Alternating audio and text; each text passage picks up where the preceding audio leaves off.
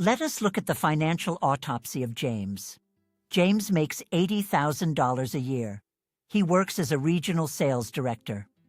Last Tuesday, the check engine light on his dashboard came on. His stomach immediately dropped. He panicked.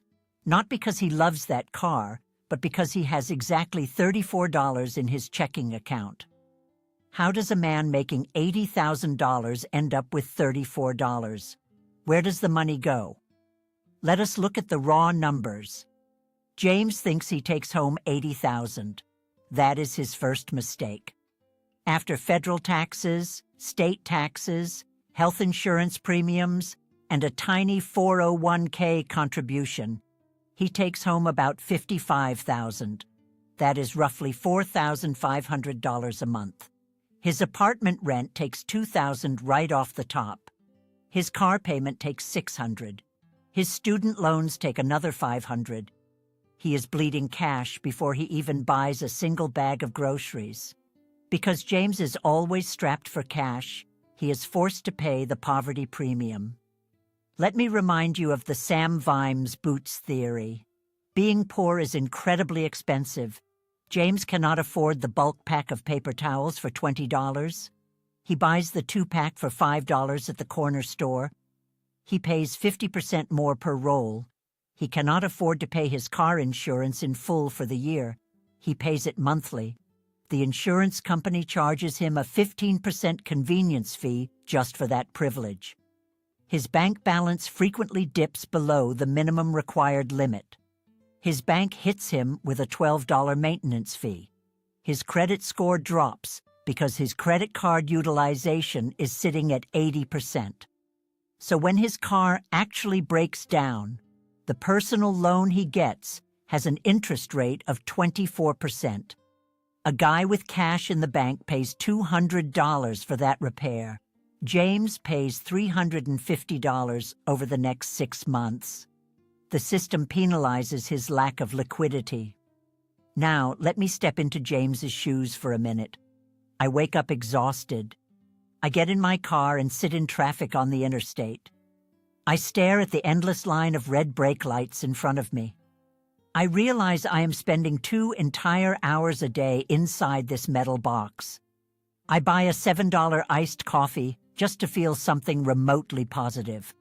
I am literally paying money to go to work. I pay for the gas. I pay for the parking spot downtown. I pay for the dry cleaning of my work shirts. I pay for expensive takeout because I am too mentally drained to cook when I finally get home.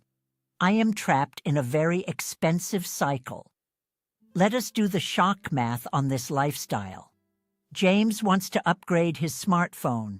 The new phone costs $1,200. James looks at his hourly wage on paper. He thinks he makes about $40 an hour. He thinks the phone costs him 30 hours of work. He is completely wrong. After taxes, rent, and his fixed debt payments, James has about $500 of true disposable income a month. Based on a standard work month, that is about $3 of real disposable money per working hour. To buy that smartphone, James does not need to work 30 hours. James needs to work 400 hours. He is trading 10 entire weeks of his life for a piece of glass and metal. 10 weeks of bad coffee, annoying bosses, and mind-numbing traffic jams. If that number just punched you in the stomach, subscribe. Here we do not talk about miracle investments. We talk about stopping the fraud you commit against yourself. James thinks the solution to his stress is simply to work harder. He begs for a promotion. He wants to make $90,000. This is the biggest lie of the modern workforce. We are told that earning more automatically solves the problem. But let us see what happens when James gets that promotion. He gets a $10,000 bump. After taxes, that is about $600 more a month in his pocket. What does James do? He is now even more tired from the new corporate responsibilities. He decides to upgrade his car because he tells himself he earned it. The marketing agencies on television convinced him he deserves premium comfort. The dealership asks him what he wants to pay monthly, completely hiding the total cost. They extend his loan to 84 months. His new car payment goes up by $400. His premium insurance goes up by $50. He is now working a much harder job. He is under significantly more stress, and he only has $150 extra to show for his promotion. He is actually poorer in time, energy, and freedom. Then his nice bank manager calls him. The manager congratulates him on his recent promotion. He strongly suggests James put that extra $150 into a special managed mutual fund, a fund with a completely hidden 2% management fee. Wall Street takes a cut of his tiny remaining margin. If this math made you angry, leave a like. Anger is the first step to efficiency. We call this the convenience fraud. You get paid more, so you buy convenience to cope with the sheer stress of getting paid more. You buy a meal delivery subscription because you work late every night. You hire someone to clean your apartment because you are literally never there to enjoy it. Your extra income goes right back into the exact same system that exhausted you in the first place. You are the perfect consumer. You generate heavy taxes on your gross income. You generate massive profit for the car manufacturer. You generate administrative fees for the brokerage firms. And you get absolutely nothing in return except high blood pressure. Let us look at a completely different path. Let us look at Alicia. Alicia also makes $80,000. But Alicia aggressively applies the rule of enough. She defined her base lifestyle back when she was making $60,000. She froze her spending right there. When she got her last raise, she did not buy a new car. She did not inflate her lifestyle to match her peers. She took the extra $20,000 and bought her freedom. She paid off her high-interest credit cards. She stopped paying the poverty premium. She buys her car insurance in full now and gets the discount. She saves 20% of her income right off the top. She buys her household supplies in bulk. She flatly refuses to pay the convenience tax. The difference in their daily reality is staggering.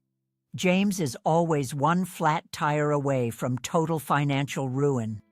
Alicia has a fully funded 6-month emergency account. When her car makes a weird noise, she does not panic. She just drives to the mechanic and pays cash to fix it. She has reclaimed her time. She is not forced to say yes to every terrible project at work. She has absolute leverage. James has zero leverage. He has to nod and smile at his demanding boss because he desperately needs that direct deposit on Friday. He is held hostage by his own aggressive consumption. The system absolutely loves James. The system needs James to keep borrowing money he does not have. It needs him to carry a rolling balance on his credit card. It needs him to pay that 24% interest rate. That interest pays for the marble floors in the bank lobby. That interest funds the holiday bonuses of the corporate executives. James is literally working his life away to fund someone else's yacht. He is bleeding his life force into a corporate spreadsheet he will never even see. We need to stop this madness today. You need to draw a hard line in the sand. You need to explicitly declare your point of enough. Because if you do not define your enough, the market will gladly define it for you. And the market's definition of enough is everything you have, plus a maximum line of credit. Stop letting inflation and lifestyle creep steal your precious hours. Stop falling for the trap that a higher salary means a better life automatically. It only means a better life if you actually keep the money. If you just pass your paycheck along to the dealership and the credit card company, you are just a conduit. You are a fast-flowing river of cash for everyone else. You are a middleman for your own money. Today, I want you to do something deeply uncomfortable. Take a hard look at your last 3 months of bank statements. Calculate exactly how much of your salary actually stays with you. Calculate how much you are paying just to be able to go to work. Add up the car payment, the daily gas, the convenient takeout food, the professional clothes. Subtract that massive number from your net pay. The remaining number is your actual take-home pay. The result will absolutely scare you. You might realize you are working for completely free on Thursdays and Fridays. You are casually donating your time to corporate America. If this video opened your eyes, send it to that colleague who is always complaining about being exhausted. Send it to the friend who just got a raise and is already heading down to the car dealership. We need to break this hamster wheel together. It is time to stop playing their rigged game. It is time to build your own rules.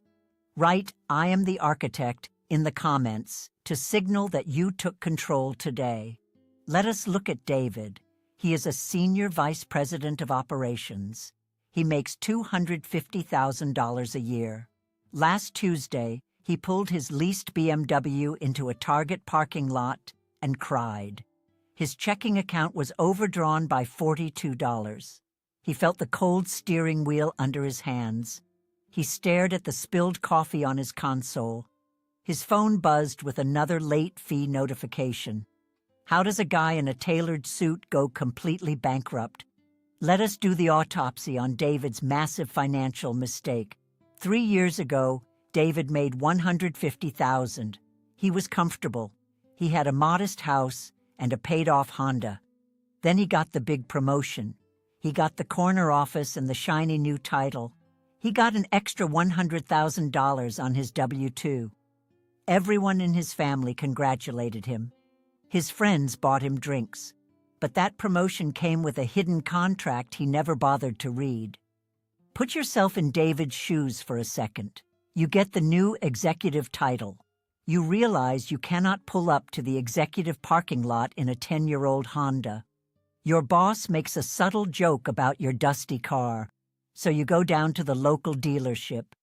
You sign a paper for a brand new BMW lease. That is $900 a month right out the window. Then comes the zip code problem. The other executives all live in the wealthy suburbs. You want your kids to network with their kids? So you call a real estate agent? You sell your highly affordable house? You sign up for a massive new mortgage? You are now paying double the property taxes you used to pay? Your wife suddenly feels the intense pressure to fit in. She joins the local tennis club just to keep up appearances. That is another massive initiation fee. Let us run David's real numbers. The $100,000 raise became $65,000 after federal and state taxes. The new BMW lease took $11,000 a year. The massive new mortgage and the property taxes took $45,000 a year. The country club and the luxury dry cleaning for his new suits took $15,000. David spent $86,000 to support a $65,000 net raise. He literally lost $21,000 a year by accepting a promotion. He is now working 60 hours a week instead of 40. He traded his weekends, his sleep, and his peace of mind to become poorer. For David to pay for that BMW lease alone, he has to sit through 120 hours of useless corporate strategy meetings he absolutely hates. If that number just punched you in the stomach, subscribe right now. Here we do not talk about miracle stock picks. We talk about stopping the fraud you commit against yourself every single day. Do not just blame the corporate ladder for David's breakdown. Look at the friendly mortgage broker who told David he was pre-approved for a $1.2 million home. The loan officer is not your friend. He gets a commission on the absolute size of your debt. Look at the marketing agencies that convinced David that a luxury watch is an investment piece. It is literally just a heavy piece of metal that tells the exact same time as a cheap phone. Look at the silent inflation eating away at his grocery bill while he is busy answering emails at 11 o'clock at night. Now, let me introduce you to Christine. Christine is a marketing manager making $90,000 a year. Last month, HR called her into a meeting. They offered her the director role. It came with a $20,000 raise. Most people would immediately pop a bottle of champagne. Christine looked at the contract and said no. Let me tell you why Christine is an absolute genius. We talk a lot about why being poor is expensive. You buy cheap boots that break, so you have to keep buying more boots. But there is another side to that coin. I call it the wealth tax of expectations. It is the money you pay just to look like you are successful. Christine sat down and actually did the math. The director role demanded 50 hours a week instead of her usual 40. She would have to travel 2 weekends every single month. She would have to upgrade her entire professional wardrobe. She knew she would be too tired to cook. Her DoorDash and takeout orders would easily triple. She calculated that after taxes, that $20,000 was really about $12,000. But the extra takeout food, the professional clothes, and the dog walkers she would need to hire would cost her $8,000.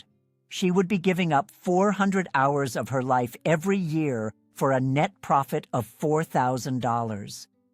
That is exactly $10 an hour. She flat out refused to sell her free time for $10 an hour. This is what I call the enough rule. The absolute most profitable thing you can do in your career is figure out your enough number and completely stop there. Society tells you to keep climbing no matter what. Your manager tells you to show more ambition. The internet gurus tell you to grind and hustle until you own a private jet. It is a massive lie designed to extract your energy. They want you climbing because a tired, heavily indebted worker is a very obedient worker. If you have a massive mortgage, you will never talk back to your boss. You will swallow your pride and answer that client email on a Sunday morning. If you are angry at this math, hit the like button. Anger is the very first step toward efficiency. I know exactly how this trap feels from the inside. I remember sitting in traffic on Interstate 95. The engine of my expensive car is vibrating under my feet. My lower back is hurting from sitting in a chair all day. My corporate badge feels extremely heavy on my neck. I am driving to a job I merely tolerate. I do it to pay for a house that sits completely empty 10 hours a day. I am wearing clothes I only bought to impress people who do not even like me. You buy the convenient drive-through coffee because you are too exhausted to brew it at home. You buy the expensive restaurant lunch because it is the only 30 minutes of joy you get in a 9-hour shift. You book the overpriced resort vacation because you need to decompress from the job that is paying for the vacation.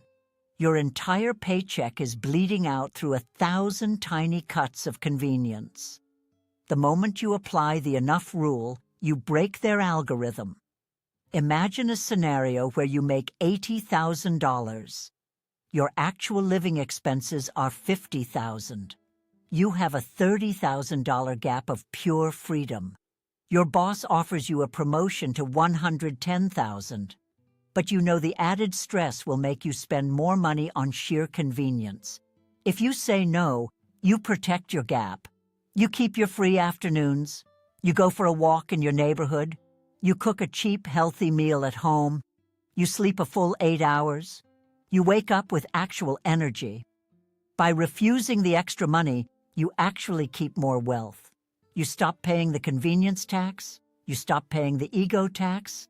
You stop buying random things on Amazon to comfort yourself from the trauma of your own job. Think about your own monthly bank statements.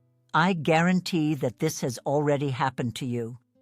Have you noticed that every time your income went up, your savings account stayed exactly the same? It is a universal truth of the working class. You got a raise 2 years ago. Did your life actually get less stressful? Or did you just start buying slightly more expensive coffee? Did you just start drinking slightly better wine?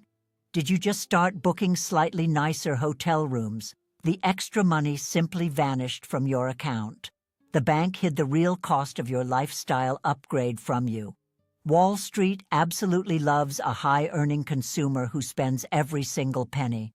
The credit card companies send you platinum offers because they know your new salary makes you overly confident. You are funding their quarterly dividends with your sheer physical exhaustion. We need to stop financing their luxury with our burnout. Today, I want you to do a very specific and brutal task. Go pull your tax returns from 3 years ago.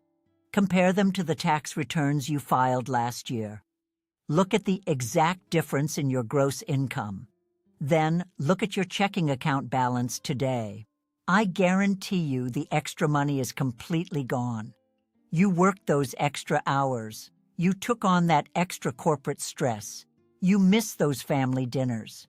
And you have absolutely nothing in the bank to show for it. If this video opened your eyes, send it to that colleague who is always exhausted. Send it to the friend who just got promoted and is already stressed out about their new car payment. We are going to get out of this hamster wheel together. Comment "Code activated" if you saw the trap today. Why does your bank account look exactly the same today as it did when you made half your current salary? Look at the I-405 freeway at 6 in the morning. Look at all those luxury SUVs sitting bumper to bumper in the endless gray smog. Every single person in those cars got the promotion they prayed for. They got the new title on their LinkedIn profile. They got the six-figure salary. And I guarantee you they are all completely broke. Let me introduce you to David. David is a regional director of sales. 5 years ago, David made $75,000 a year. He drove a paid-off 10-year-old Honda. He cooked dinner at home with his wife, Christine. He slept 8 solid hours a night. Then, the system offered David a deal. They offered him a promotion to $120,000 a year, $45,000 more in gross income. It sounded like total financial freedom. But let us look at the brutal math of David's new life. When you jump from $75,000 to $120,000, the IRS steps in first. David moved into a higher tax bracket. Almost 40% of that new raise instantly evaporated into federal and state taxes. His $45,000 raise is actually $27,000 of real money. But David is a director now. He cannot pull up to client lunches in a dusty old Honda. His friendly bank manager smiled and told him that successful men drive successful cars. So David leased a brand new BMW. That is $800 a month, plus another $200 in premium insurance.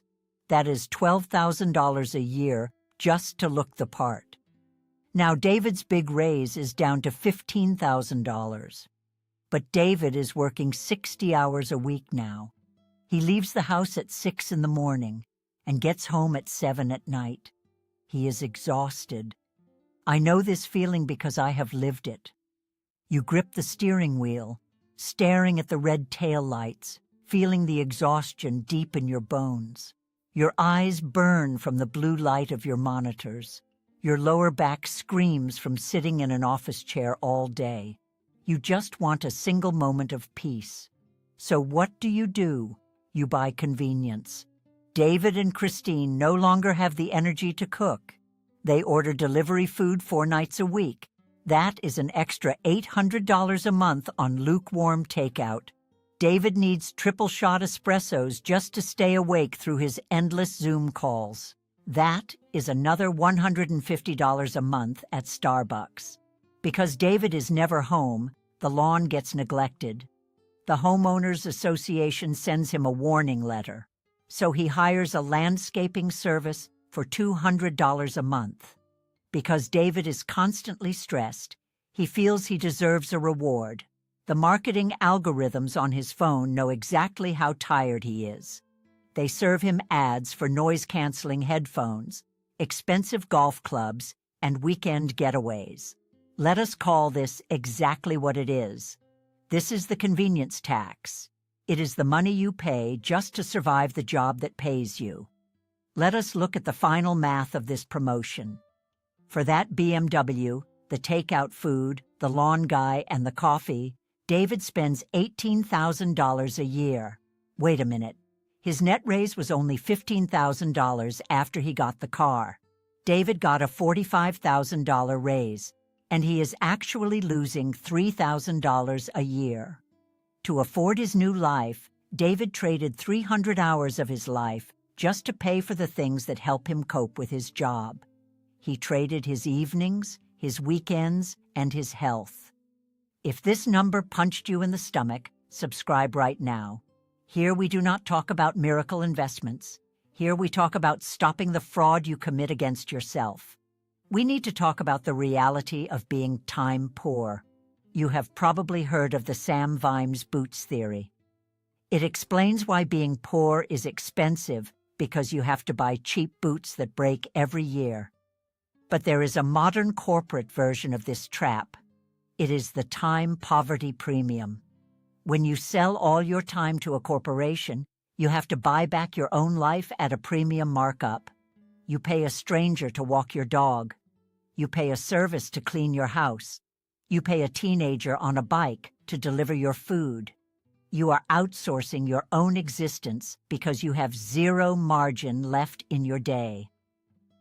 This is the fraud of the promotion. The system tells you that a higher gross income equals a better life. But gross income is a total illusion designed to extract your time. Your gross salary is just a vanity metric.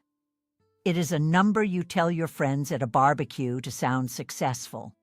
But your bank account does not care about your gross income. Your checking account only cares about your keep rate. What is a keep rate? It is the percentage of your money that actually stays in your house after everyone takes their cut. David's keep rate is 0. In fact, it is deeply negative. He would have more money in the bank if he had flat out refused the promotion. He would have a better marriage if he had stayed at $75,000. He would have lower blood pressure and a healthier heart. If you are angry at this math, leave your like. Anger is the first step to efficiency. Look at how they set the trap for you. The trap is built on the word deserve. You work hard, so you deserve the luxury vacation. You work hard, so you deserve the premium streaming package. You work hard, so you deserve the designer clothes, but you never actually get to enjoy any of it. The luxury vacation is just 4 days of checking work emails from a beach chair in Mexico. The premium television plays to an empty living room while you are stuck in gridlock traffic. The designer clothes are just a uniform you wear to impress executives you do not even like. You are funding a lifestyle museum that you are too busy to visit. And who really profits from this cycle? Wall Street profits. The credit card companies profit from your revolving balances. The auto industry profits from your endless lease agreements. They are all feeding off your exhaustion. They need you to be tired. A well-rested person cooks their own meals from scratch. A well-rested person fixes their own lawn. A well-rested person has the mental clarity to look at their bank statement and say enough. Tired people do not look at bank statements. Tired people just tap their phone on the payment terminal and pray the card does not decline. This is the rule of the enough. There is a specific mathematical point in your career where earning more money actually makes you poorer. It is the exact moment when the cost of coping with your career exceeds the net cash of your raise. I want you to imagine a completely different scenario. Imagine David says no to the corporate upgrade. He keeps his $75,000 salary. He keeps his old car. He clocks out at 5 in the afternoon every single day. He goes home and cooks a $3 chicken breast instead of ordering a $40 steak delivery. He mows his own grass on Saturday morning and gets free physical exercise. He brews a 50-cent cup of coffee in his own kitchen while listening to the birds. He takes that extra 15 hours a week he saved by not commuting and working late. He uses 5 of those hours to learn a new high-value skill online. He uses 10 of those hours to actually talk to his wife without looking at his phone. David is infinitely richer than his boss. David is richer than the vice president of his entire division, because David owns his time, and time is the only currency the Federal Reserve cannot print more of. We are taught to blindly chase the next tax bracket. We are conditioned to climb the corporate ladder at all costs. But nobody tells you that the ladder is leaning against the wrong wall. The higher you climb, the more vulnerable you become to the winds of corporate restructuring. When the company misses its quarterly targets, who gets fired first? It is not the junior guy making $75,000. It is the expensive director making $120,000. Now imagine David is suddenly unemployed, but he still has the luxury car lease. He still has the massive lifestyle overhead. He is completely trapped in a cage built entirely out of his own pay stubs. You need to stop treating your salary like a high score in an arcade game. Your salary is a basic transaction. You are selling unrecoverable pieces of your lifespan for printed dollars. Are you getting a good exchange rate? If you have to spend 50% of those dollars just to recover physically and mentally from the job, you are being scammed. Today, I want you to complete a very practical task. Take a pen and a blank piece of paper. Write down your exact monthly take-home pay. Now, subtract the true cost of your daily commute. Subtract the gas, the toll roads, the aggressive car maintenance. Subtract the expensive work clothes. Subtract the quick lunches you buy because you are too rushed to pack a meal in the morning. Subtract the delivery food you order because you are too exhausted to stand at the stove at night. Subtract the expensive services you hire because you have 0 weekend left for yourself. Calculate exactly how much of your salary actually remains yours to build wealth. The final result is going to absolutely terrify you. You will realize you are paying a massive premium just for the privilege of working yourself to death. If this video opened your eyes, send it to that colleague who lives perpetually exhausted. Send it to the guy in the cubicle next to you who brags about his unpaid overtime. We are going to get out of this hamster wheel together. Write, "I am the architect," to signal that you took control.